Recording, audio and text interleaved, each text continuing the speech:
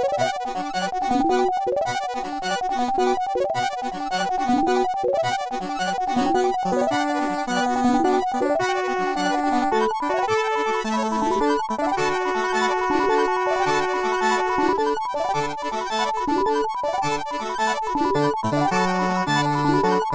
back to Action Reaction with me, Zane Simon, and my partner, Troy O'Diamond.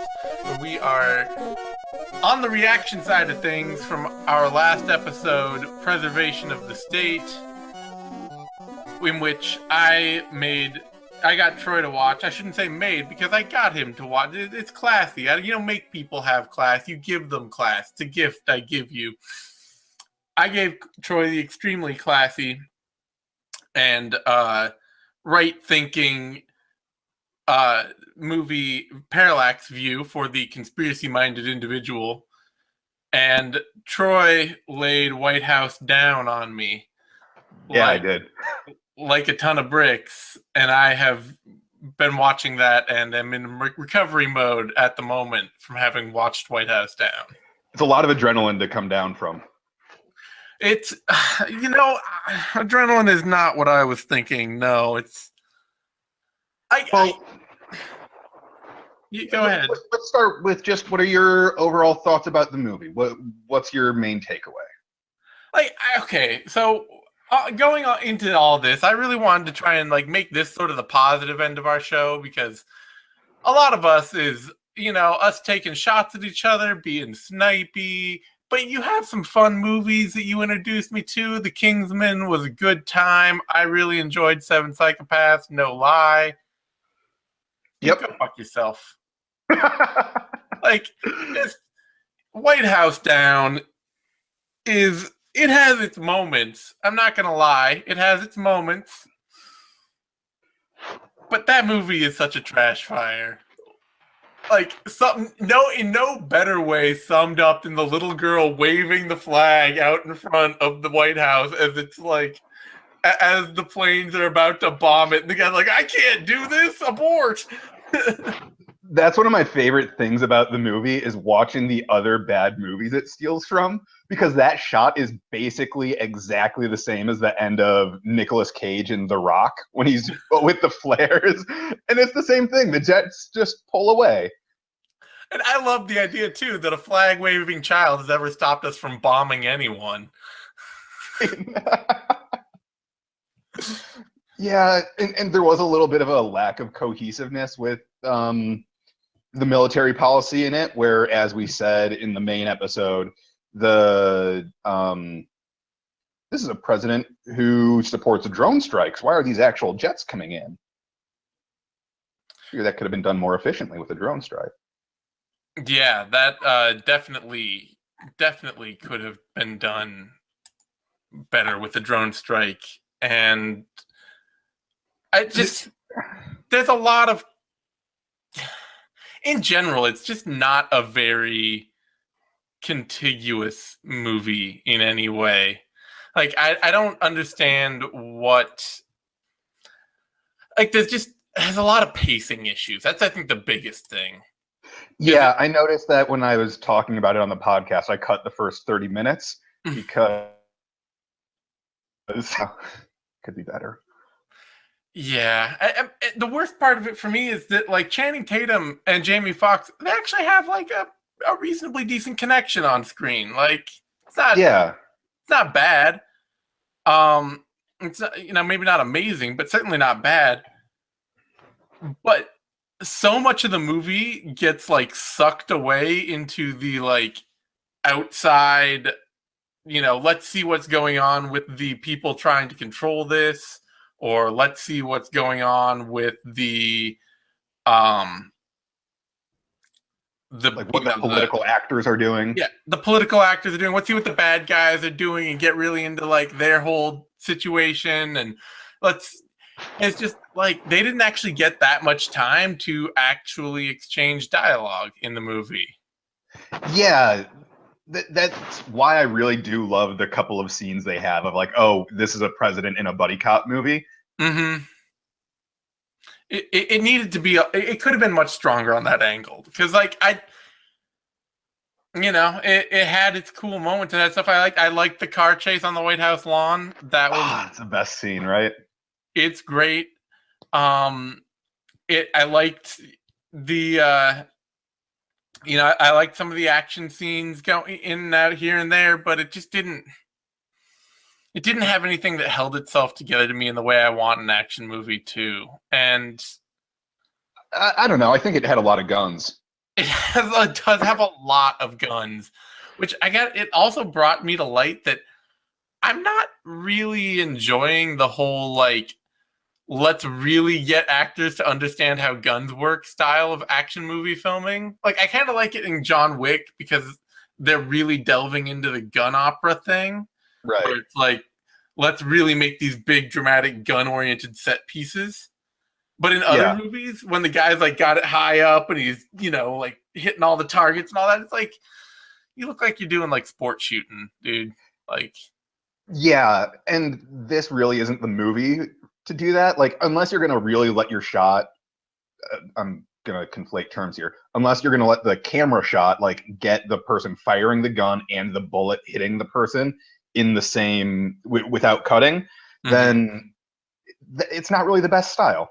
Yeah, it gives the movie a very frantic feel because that kind of actual shoot, like combat tactical shooting, is very frantic. It's very like quick this way, quick that way, very like that. And so suddenly, when you're intercutting that into an action scene, it's just like. Yeah, although to be fair, there are some points where you should be that frantic. Like when there's a helicopter shooting at you on the roof of the White House and you're dodging another helicopter that's falling on you on the roof of the White House. Okay, yeah. Cool as hell. It has its moments. I'm not going to deny it has its moments. It just, I don't know. It had 3 cardinal sins that I can list off the top of my head. Is one of them being directed by Roland Emmerich? Probably all of them are being directed by Roland Emmerich. In fact, they will probably just all be right there in the next Roland Emmerich movie. But one is it had unnecessary children. Yep. Like, you basically replaced the wife from Die Hard with a child. I know, it's a Die Hard. It really is a Die Hard. It is a Die Hard. It absolutely. I mean, there's not even a question it's Die Hard in the White House. But when you replace a full-grown woman with a child, you immediately lose some like dramatic tension there. And it's not because people value children. Don't take my childlessness as like this I don't value children thing. I mean, I don't. As Jonathan Swift once told people, they can be turned into absolutely wonderful food. So you got to place some value there. Yeah, absolutely. But it's just when you build drama around kids, it's never quite the same. It's never quite as dramatic. It doesn't have the same punch. Yeah, but at the same time, she really cares about politics. So basically an adult. Yeah, that's the thing, is they have to adult her up to make her like a point in this movie. Right. They have to like turn her into a child adult. Which, who doesn't want to slap a child adult? You know? They're the worst. They are the worst. And one of my favorite things about like how inefficient that is his estranged wife is also in the movie. She gets a scene, but they make it be the daughter anyways. And I love this movie for all of its flaws, which I think you had 2 more that you wanted to go into. Yeah, 2 more. The second one is useless, utterly fucking useless comic relief. Like, I know the tour guide's not Rob Schneider, but he is Rob Schneider in spirit. Oh yeah, I loved his arc through the movie. Like, he started off just being kind of simpering, and then by the end, he's a very heroic figure. He's not a heroic figure. He's a tool from beginning to end. He just uses that toolness in very different ways. Yeah, and then he knocks out a terrorist. Oh, God. I thought it was a good subplot, personally. Nothing like tours over when he picks up the shotgun. It's so good. Oh my god, it is the perfect one-liner. Okay, and then the final thing is totally unnecessary CGI. Oh yeah. Are you talking about like when Air Force One got shot down? Well, Air Force One getting shot down is actually useful CGI because you can't fucking shoot down Air Force One. Not with that attitude. But like all the helicopter stuff, like 90% of it is CGI. Mm-hmm. And the cityscapes are CGI. Yeah. And like any kind of basically any exterior shots other than the car chase, and even when the car like jumps and flips into the pool, it's very obviously a CGI car. Yeah. And it's just like, why are you using CGI for buildings and cities that actually exist and for a car that you could literally jump into a swimming pool? My boy Roland Emmys doesn't do practical. So those are the things that, like, as an action fan, I want the practical effects. I want the, I'm fine with using CGI to shoot down Air Force One. I mean, shooting down a model that looks like a model doesn't do anybody any favors. But, with the parallax view, which we'll get to in just a second because I don't want to rant too long, and I already have, what the parallax view does is no better. Like, that is a terrible cutaway they do for the exploding plane.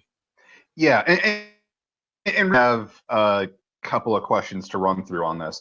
What did you think about how in the first act, anytime a dude talked to Maggie Gyllenhaal, it was, hey, either you fucked or you should fuck in the future.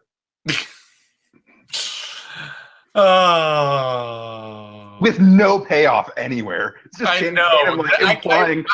I would have had an additional complaint for a useless love story that did nothing, but they actually never got one started. It was always like, this is gonna be a love story. Nope. Yeah, they just really had to remind you that Maggie Gyllenhaal needs to start using her vagina. Or that she has in the past. The movie at all. All of her scenes were a reminder, oh my god, yeah, that's right, Maggie Gyllenhaal's in this. Right. Also, it's so good. James Woods looks like Guile on Senior Security in that, or not on Social Security, rather, not Senior Security. Okay, yeah, that's a pretty fair characterization. I would also just say he looks like James Woods. He does look like, and especially like James Woods, but yeah. It also had the very small thing I will harp on just a tiny bit of overly fracturing the villain. How so? Where not only is James Woods the villain, yeah, the hacker is the villain, and the special forces dudes are the villain, and then you have the Secretary of State made president is the villain, and obviously in Die Hard form, Die Hard had a bunch of villains go in, like there's a bunch of bad guys, but 90% of them, 95% of them, you don't find out or care shit about. Like, they, even like the hacker dude, like the dude with glasses who's like doing the computer stuff and all that, like you never get to know anything about him. He's just computer dude. Oh, he has glasses. Obvious nerd. Right. This one, they're like, oh, we really want you to know this nerd story. And it's like, don't tell me his story. I don't care. Just let him do some computer shit while we do let the real villains do their work. Yeah, that's fair. And also, like, one of the ways that Die Hard really helps too is you get a very clear structure of like, oh yeah, no, Hans is doing all of this. Each of these other characters that we've gotten to know has explicitly answered to his orders. Yeah. And yeah, this White House Down is more focused on that twist than it is showing that structure. Yeah, which ultimately fractures a lot of the dramatic tension in like having this great dynamic bad guy, good guy relationship. Well, all you Jamie Foxx and Channing Tatum are good. This is the problem with modern action and comic book movies right here, is that all they want you to know is who the good guys are. Yeah. You don't give a shit about the bad guys. Right.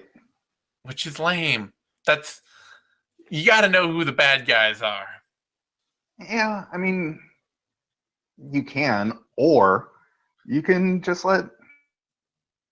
Okay, so we're gonna talk about the actual, like, finding out who the real bad guys are and opening your mind to the way the world really works in the Parallax. Real quick before we move on, I just want to let any of our listeners know, since we have a very different view of how badass this movie White House Down was, anybody who wants to take my word for it that this is worth watching, my honest, just straightforward, honest to goodness opinion is this movie is basically a light beer with a Stars and Stripes funnel to chug it through. If you think that that's a good thing, then you are going to enjoy this movie. If you think that's a bad thing, then I don't care to listen to you. Yeah, well, you listen to me a lot anyway, so shut up and... Yeah, and now we're going to talk about your fucking movie. Hey, I don't have to talk about it. You have to talk about it. What did you think of the Parallax View? I spent a bunch of time talking about your shitty movie. That's true. What jumped out at me was like, there was a lot of moments where I actually was kind of struggling to keep my attention through it, just because there wasn't a whole lot of dialogue. It was just like a lot of blocking happening in one shot, and that is just because I'm a very dumb person with a very short attention span, and that is not a realistic criticism of the movie. It's probably something it did very well. Yeah. That's it? That's all you got? It struggled to keep your attention? Yeah, pretty much. That's it.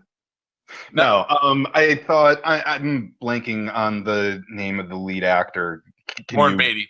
Warren Beatty is fantastic. Like, he just comes out swinging with a huge amount of charisma that I was not expecting.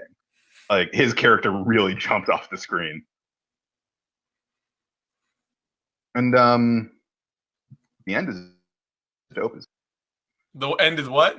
The end is dope as fuck. Yeah. I mean, I did feel like there were some, by the time we got to the ending, there were scenes that early on where I was like, was this movie paced well or not?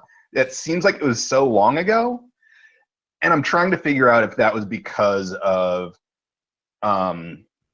like part of the way that it's shot, where they're shooting from a very long distance with a long lens, like especially like the dam flooding scene. Mm-hmm. It's so slow and you feel so detached and pulled away from it that it makes you, it's a little uncomfortable. And I don't know, I'm wondering if that affected how I felt the movie was paced, just that it was doing a good job of making me legitimately uncomfortable visually. Maybe. I don't know. That's a very different reaction than I have to it. At least it jumped a real car, though, right? Yeah, that's actually my top note on here is solid stunt driving. It was pretty good. Jumped a real car. Favorite fist fight? It had several. I did actually really like the dam scene, the watershed. Yeah. Like, that was another one of those moments where I'm like, oh, they filmed this at a time where if you need to swim in rapids, you take people and you throw them in rapids and then you film it, and hopefully you got good enough stuntmen to live. Oh, it's true. Yeah. So what, like, then I gotta ask, obviously I know there's a continuing lack of breath. There were some painted boobs in there. Yeah, and I was gonna close on the brainwashing montage. Let's just jump right in. When they open it with or do you want to explain what the brainwashing montage is for any listeners who haven't seen it yet? Okay, so in the Parallax View, where Warren Beatty is a journalist who signs himself up for a secret assassin squad run by a corporation on behalf of the government.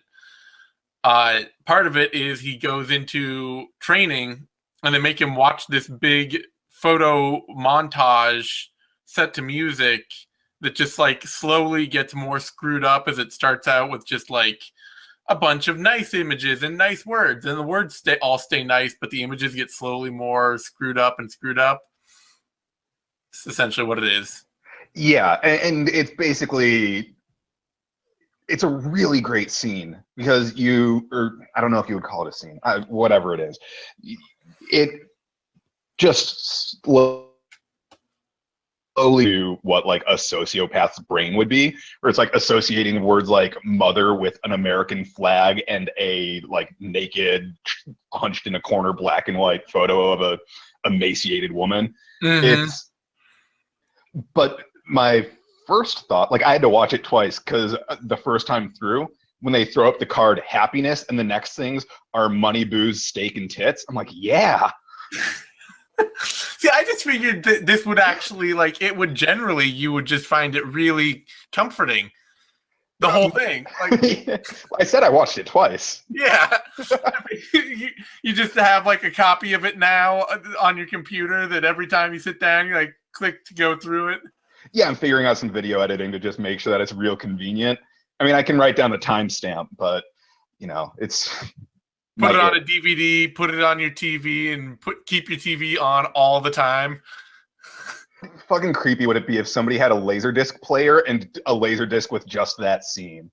I feel like that would be somebody who you need to keep. No, don't keep an eye on them. Call the police. Call the FBI. Call everybody. I'm not saying you should normally just report everyone to the police. Don't be a narc, but that Laserdisc guy is a problem. How far removed are you from Laserdisc guy? I got a Betamax.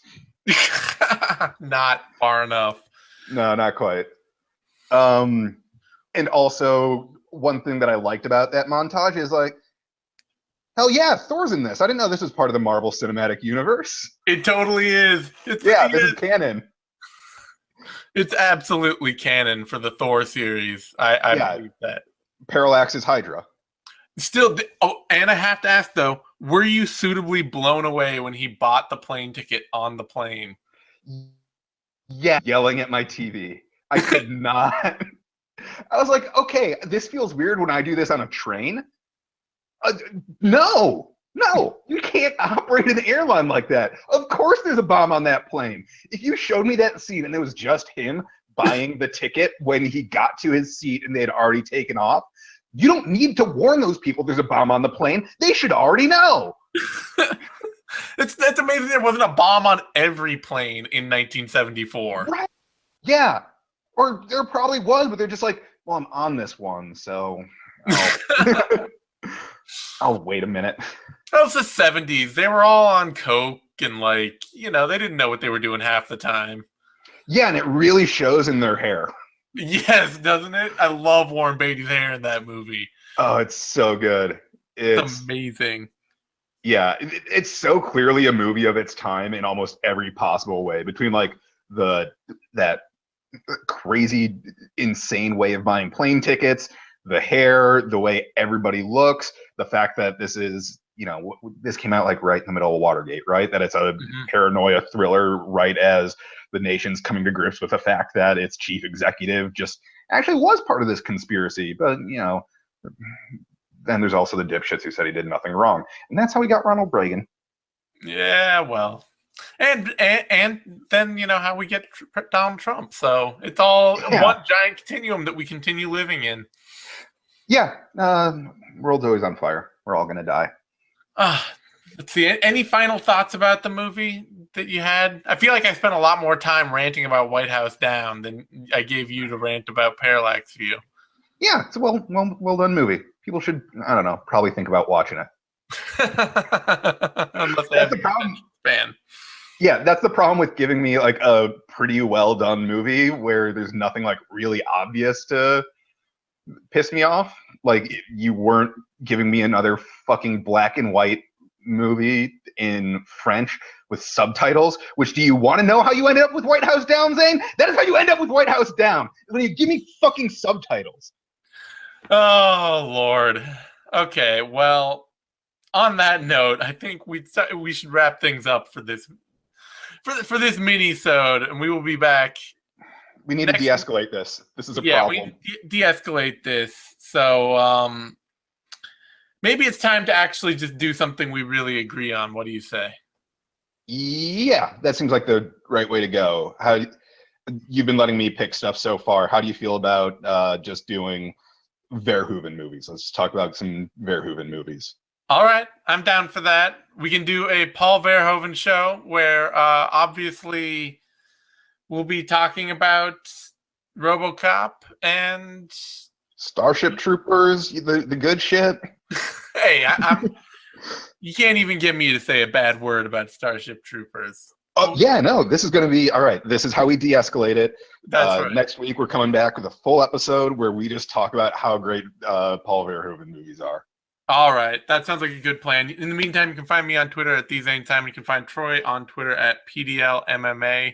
Not yet at Troy O'Diamonds. I don't know why you're not picking that up. Yeah, I know. I got to change my display name. I'll do it. All right. In the meantime, we will talk to you in just a few days. So stay tuned, everyone.